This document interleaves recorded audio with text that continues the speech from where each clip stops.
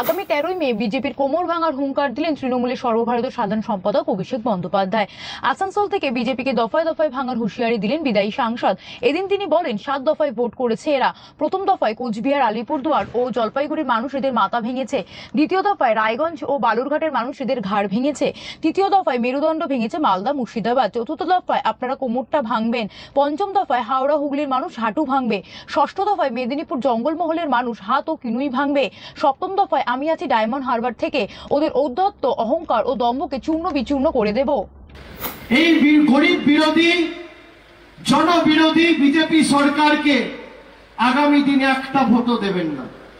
আসানসোল দক্ষিণ হোক, উত্তর হোক, ওদিকে পাণ্ডবেশ্বর হোক, রানীগঞ্জ হোক, জামুরিয়া হোক, বরাবনী হোক, প্রত্যেকটা জায়গায় ভারতীয় জনতা পার্টির জল্লাদদের মাথা তুলে দাঁড়াতে দেবেন না। গণতান্ত্রিক ভাবে এমন ভাবে জবাব দেবেন যাতে মানুষের কাছে মিথ্যে কথা বলার আগে এরা আগামী 10 বছর খালি ভাবে। 7 দফায় ভোট করেছে, প্রথম 3 দফায় ভোট হয়ে গেছে, আপনাদের ভোট চতুর্থ দফায়। প্রথম দফায় কুচবিহার, আলিপুরদুয়ার, জলপাইগুড়িতে ভোট হয়েছে। কুচবিহারের মানুষ, জলপাইগুড়ির মানুষ, আলিপুরদুয়ারের মানুষ এদের মাথা ভেঙেছে। দ্বিতীয় দফায় রায়গঞ্জ আর বালুরঘাটের মানুষ এদের ঘাড় ভেঙেছে। তৃতীয় দফায় মালদা, মুর্শিদাবাদ এদের মেরুদণ্ডটা ভেঙেছে।